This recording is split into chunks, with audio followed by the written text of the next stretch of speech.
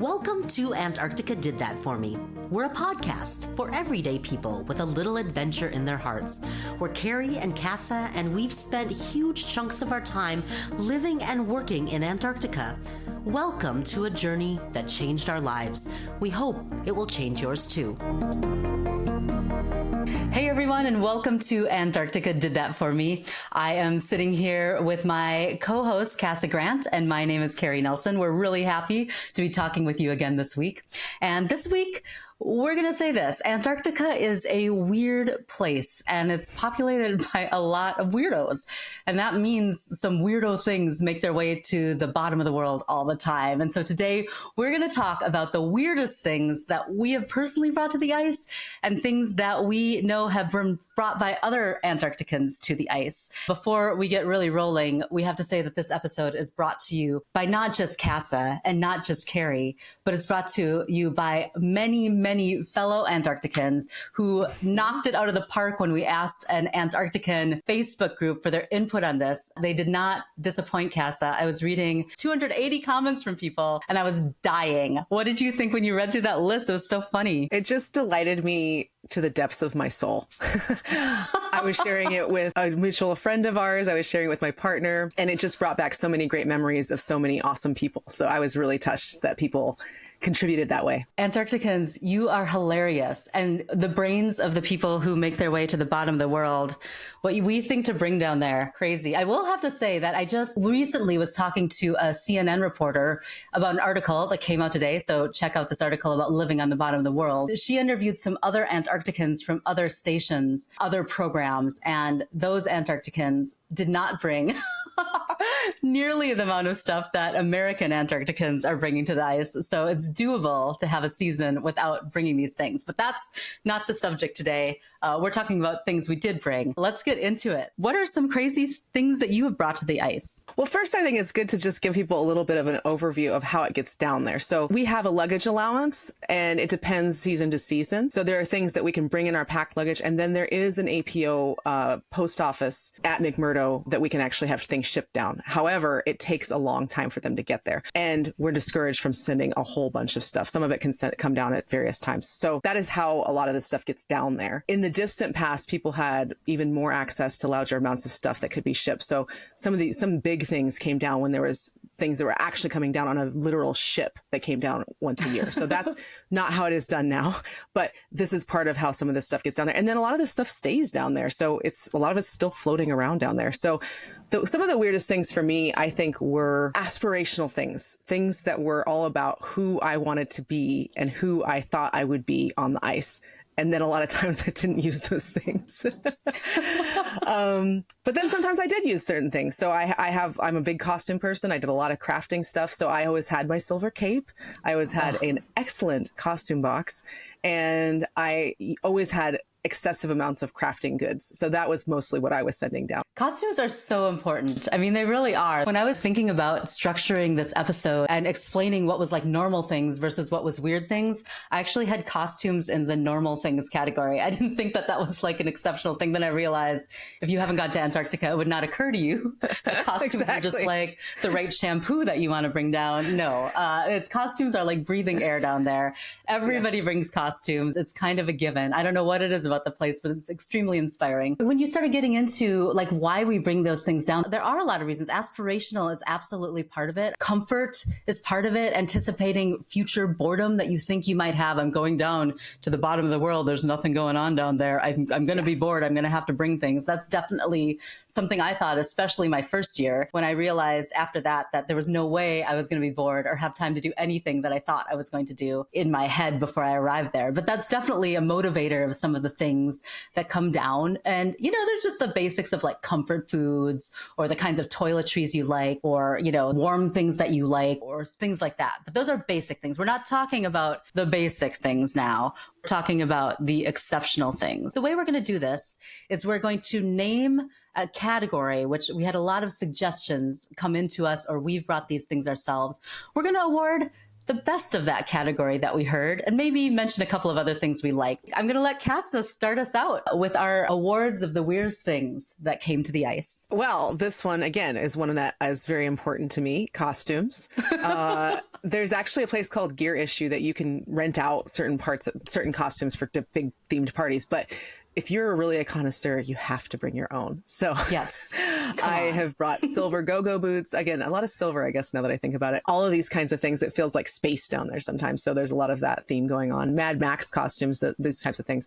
But the winner in this category, we got so many good submissions here. The winner of this category was not just one, not two, but 30 Santa suits.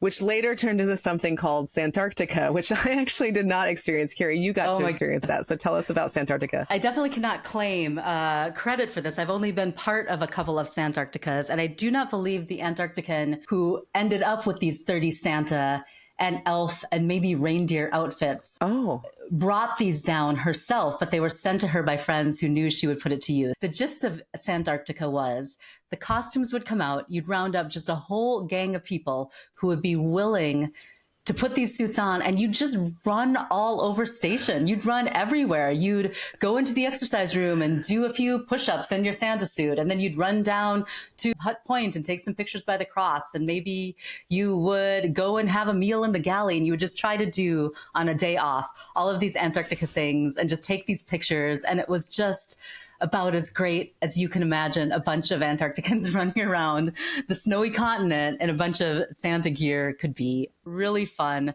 Big shout out to the people who made that happen, to the person who was really involved in that, because I think that brought a lot. And it was definitely an annual event for many years that I was there. There may still be some of those Santa suits bopping around. I don't know who might be in charge of that event anymore, but it's a pretty funny thing to do. Seems reasonable. I mean, right? Seems reasonable. Come on. And it just looks so pretty. That's right. Yeah. It's snowy. Ninth place was musical instruments, Keri, and you were going to share a little bit about that.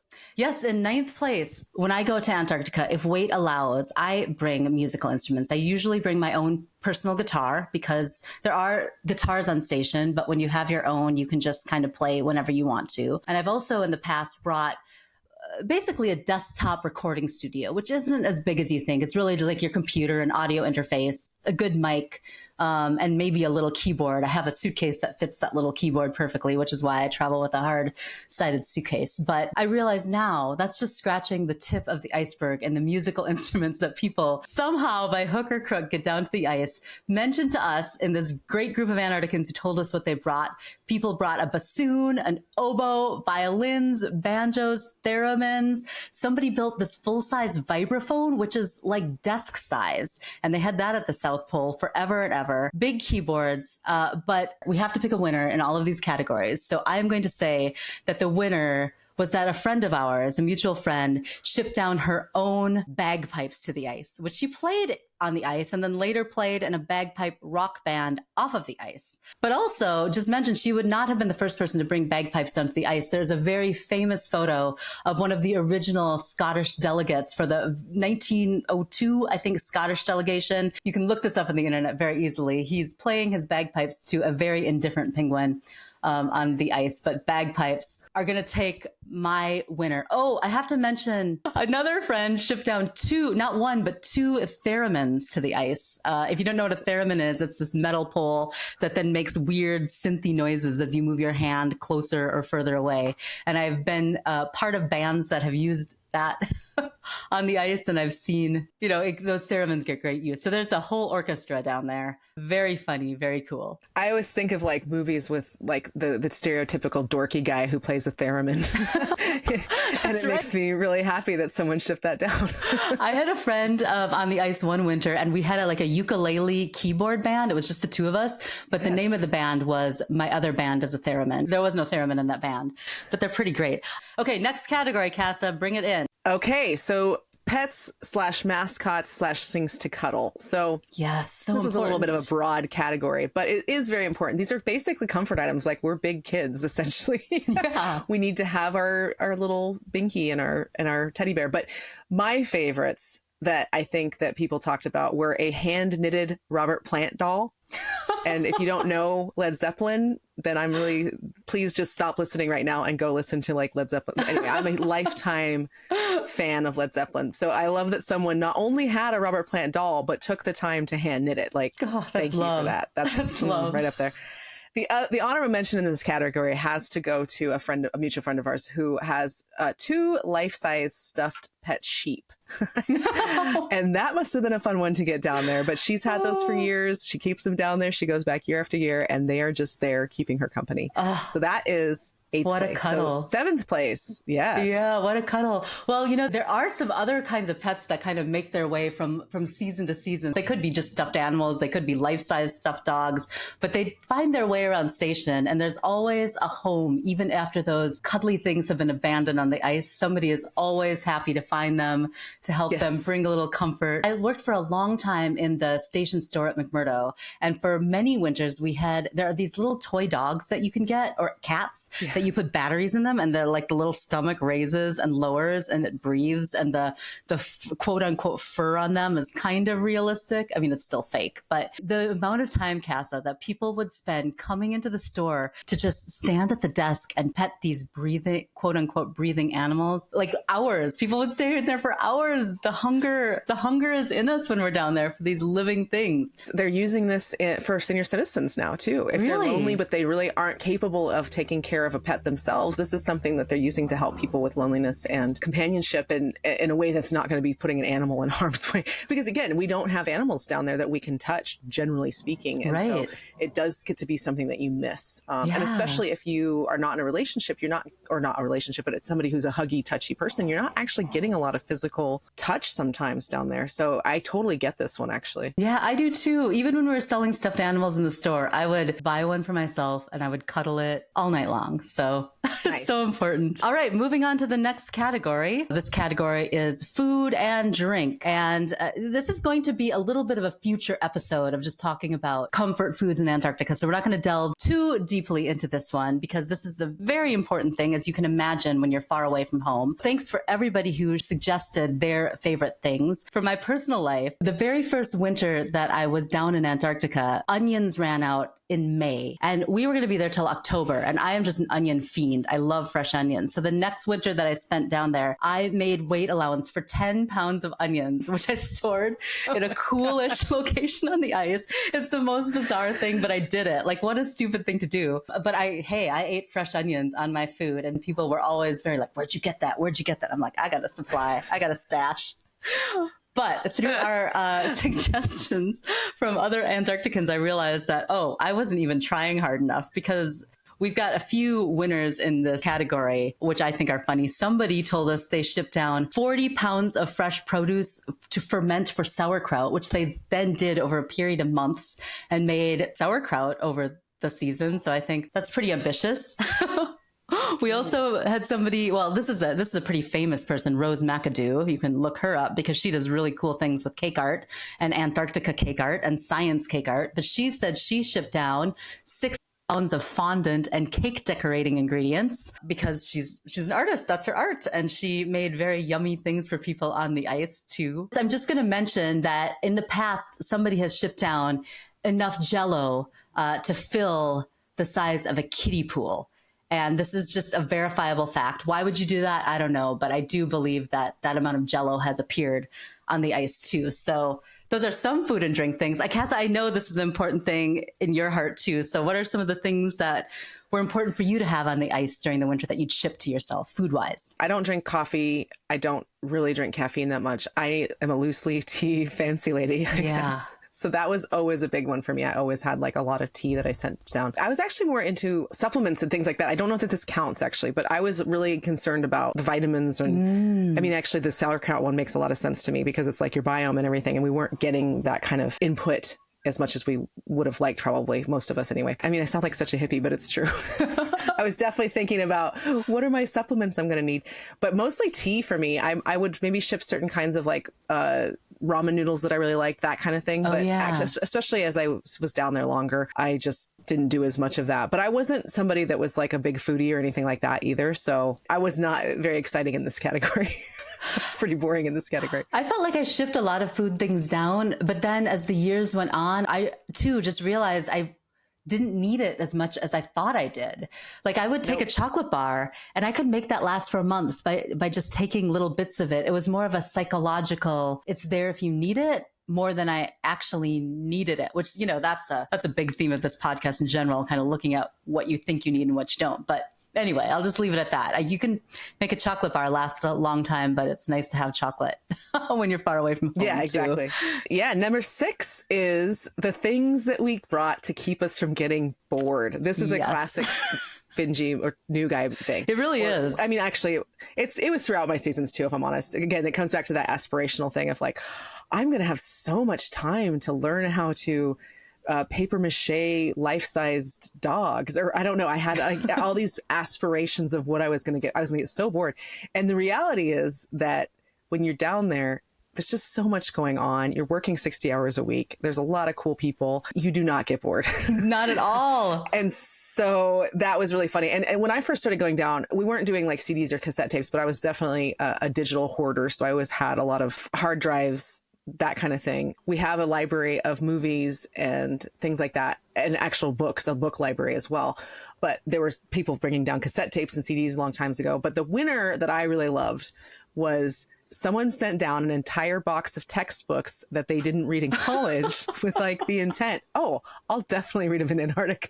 That's the place. And I can tell you, I'm going to read them without all knowing even, I can tell you without even knowing this person or who they are or what really happened, they didn't read those books. I guarantee it. I'm certain. Anyway, that's category 6. So the next one is, wait. I just have to say to that person, I believe you, whoever you were who sent those textbooks down, I think you're a procrastinator like me. And I'm just saying, I see you. That's all I'm going to say. I see you. I get Fair it. enough. I didn't read my college textbooks either, but I probably dragged them around for a while. Okay, next category, right? We're on to number 5. The next category is room decor.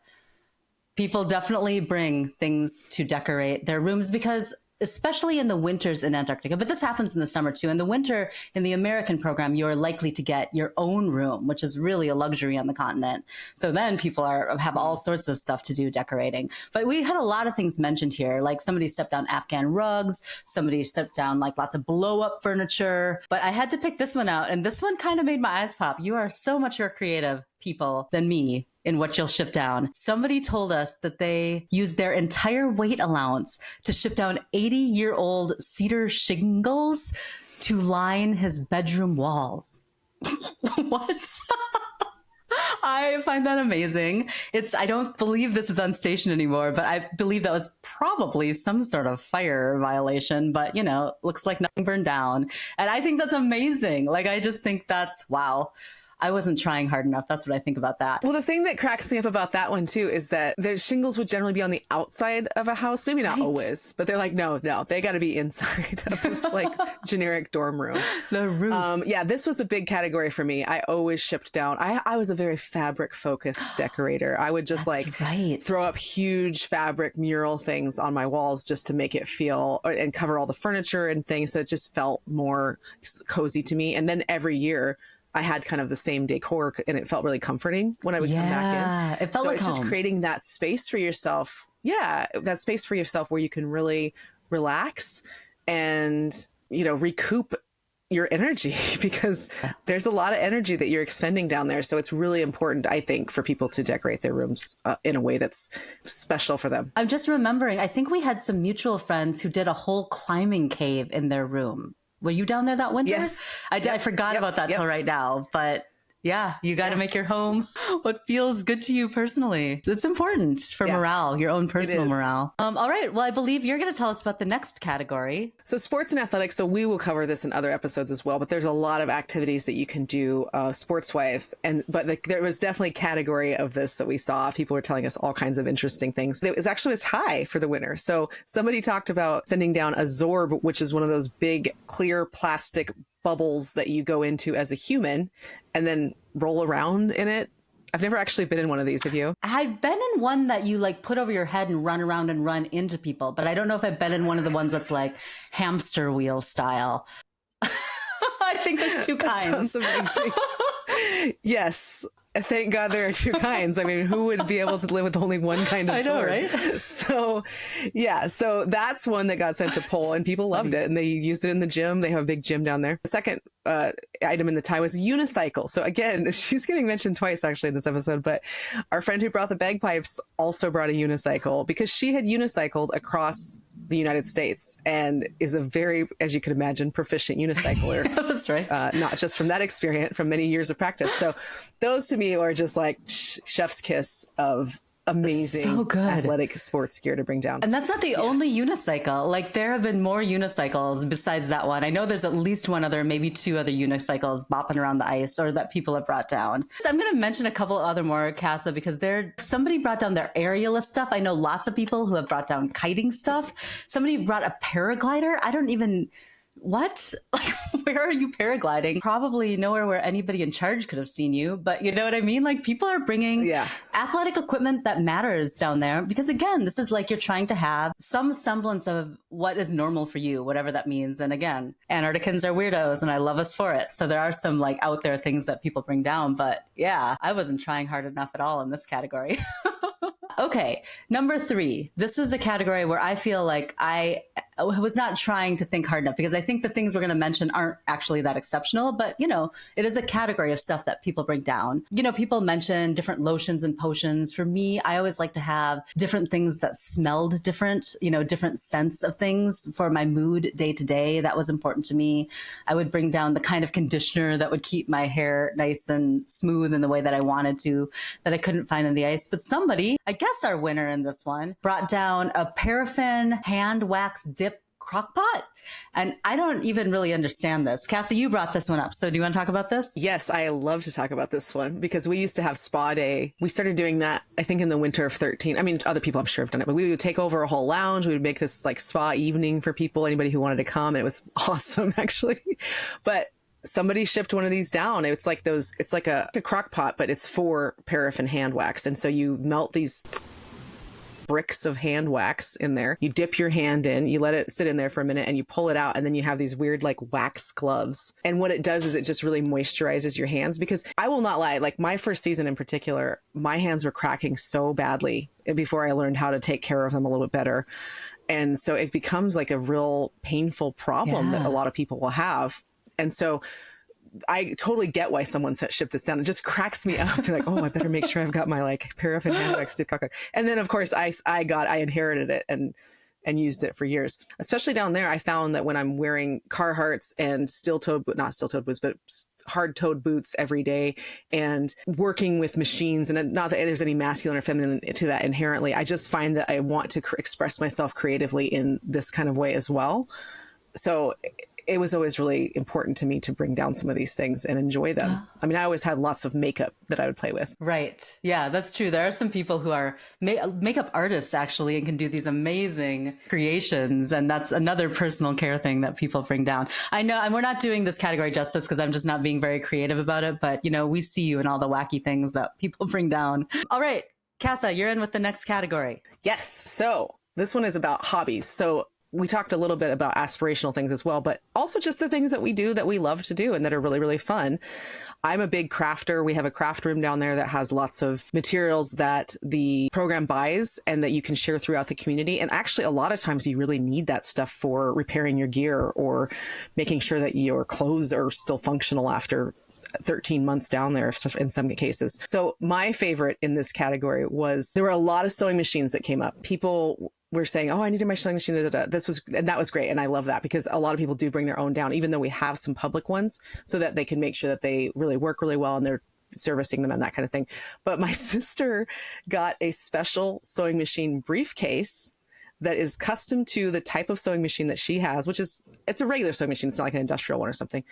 And it's got like special molded foam and all this stuff. And it's like, that's one of the things that she brought down every year and brought back as part of her luggage allowance was her little sewing machine. It's important. Briefcase. It is important. And especially for her, I mean, she quilts. That's like her relaxation activity and does all kinds of different sewing. And so it just made me laugh so hard because it was like, that's something that she really used. That was not an aspirational thing. That was something that she really used. And she wanted to protect it. You know, it was definitely an investment for her.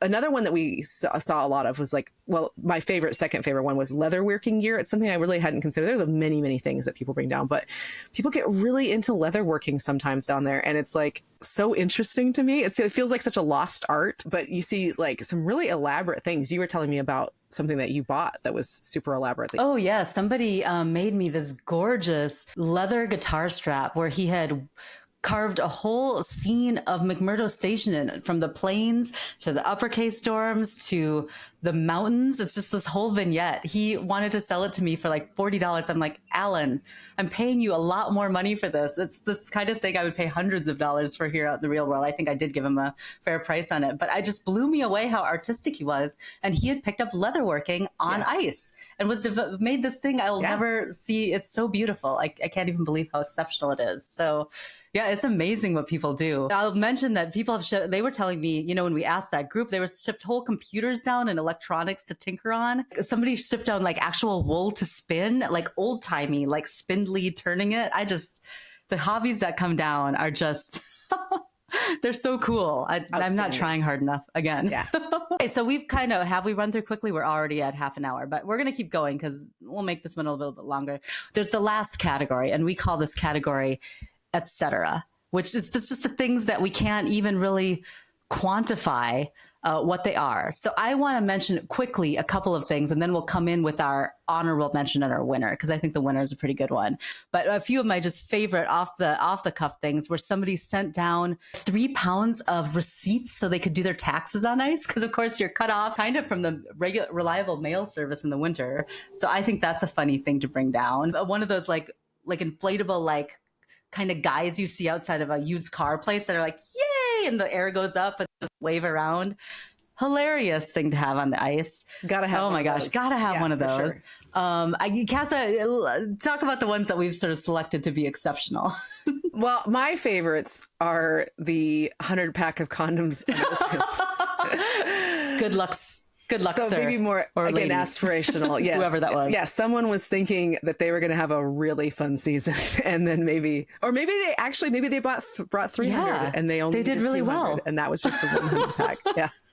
That is a good one. That one really made me laugh. The other one that I thought was super funny was this auto renewal of pet food. So not many years ago, we started to be able to get Amazon down there. And someone said that they still had an auto renewal of their Amazon pet food order, and it got shipped down to the ice. So as we mentioned, there's no cats down there. There's no animals down there to feed. So there's just these random cans of cat food still kind of floating around on station. And then it turned out to be the roommate's It wasn't even her cat. Nope. Such a good one. That made me laugh. All right. But those weren't even the best of them. When we had to think about it, somebody sent down this pink Hot Wheel, like the tricycle kind. And it sounds like it didn't last very long, but people were racing it up and down on the dirty volcanic rock roads of McMurdo. And that sounds like a real good time. But the winner, the absolute winner, Cassa, I'm going to have you announce what the exceptional, what did you bring to Antarctica thing was. I just want to preface this with, this was years ago. This happened many, many years ago. You would not do this now. Someone said that they brought down a waterbed mattress and had a waterbed in their room in the winter, I think. So this maybe been the 80s in the winter, I would imagine, which just really cracked me up because it's like, yeah, that seems like a reasonable thing to bring down. I think that person lived in comfort it sounds like for a lot of years, for as many years as they were on the ice, which is more than 1 or 2. Exactly. It's like, well, they know what they want. That's so ambitious.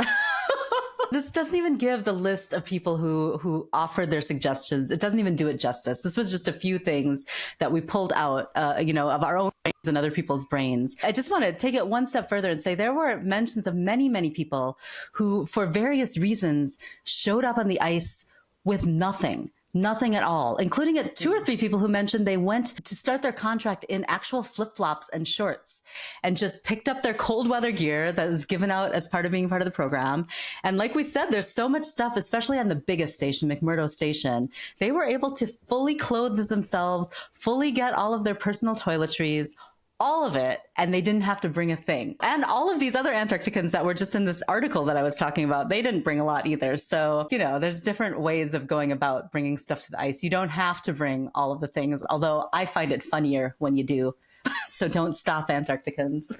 And I guess the other thing, that I really realized when I was down there, as the years went on, people will laugh when they hear this because I still show up every Antarctic contract with every ounce of my luggage allowance taken, even though my resolution is to not have that much stuff. But I really didn't need all those things to be happy. I've brought a lot of things to Antarctica, like the college textbook guy, that I thought, this is what I'm going to do while I'm here. I'm going to do all this music. I'm going to learn this craft. I'm going to do this thing or that thing. And in fact, those things were just crutches for me. Like it was just the reassurance of knowing those things were present. That was a comforting thing, but I never really needed those things. Like I've learned that now. And that's the thing the bottom of the world has taught me, I guess. What do you think about that, Cassa? I totally agree. I think that this is something I've done my whole life. It's like you're planning for a trip, so you want to make sure you have the right gear and all these kinds of things. And so I think that's just a part of us preparing ourselves emotionally and mentally by focusing on the physical first. And it gets taken to the nth degree when we're down at the bottom of the world and we just really don't know what to expect ever. So we're trying to protect ourselves. We're trying to go, well, in this case, I'll have this thing. And as you get down there longer and longer, you start to realize like, yeah, actually, I don't really need that stuff. But I think that's like with anything. It's like people having babies or people buying houses or anything like that, where they're just trying to create a reality for themselves that's a little bit different than what they have at the moment. Yeah. Well, and of course that plays into, we're trying to have missions for people who are kind enough to stick with this podcast to kind of bring it back and apply it to lives off of the ice. And we were talking about this. And Cassa, do you want to talk about what our penguin hop that we would like people to take or think about this week is? Yeah, our little baby stuff, basically penguin hop. It's essentially this idea of thinking about what you really need. And it's not even necessarily need in terms of physical food, shelter, clothing. It's more like need in terms of things that really give you joy, right? And things that bring you joy. What do you think is important about what you might need as you think about your next adventure? And are those things really as important as you think they are? Some of them are. Some of them totally are. And some of them really help serve that purpose for us. But other times, yeah, we don't really need those things. So I think it's really important to kind of discern and figure out what feels great and cut away the things that don't feel awesome so that you can actually focus on what feels great. Yeah, to have a bigger, better life, to have the thing that you might want to get to next. Not that your life might not be great right now, but to move on, taking stock of what served you before and what doesn't serve you anymore. That can help you step into the next part of a thing that will just be the better answer for you as you move forward. That's what we're thinking about this week. And thanks again to everybody who contributed to this episode, way more than us. Yes. Hi out there, Antarcticans. We see you and we love you. Many of you are our friends. And until next week, thanks for listening to Antarctica Did That For Me. Thanks for listening to the Antarctica Did That For Me podcast. If you enjoyed this episode and you'd like to support our efforts, we would love it if you would tell your friends. And if you leave us a review on Spotify or Apple, it will help us find more of our fellow adventurers. We release a new episode every Tuesday, and we are a video and audio podcast, so you can watch or just listen. We're on Spotify, Apple, YouTube, and more, or find everything, including links to our social media, at our website, antarcticadidthatforme.com. Thanks again for listening, and until next week, keep thinking about what opening your own heart to adventure could do for you.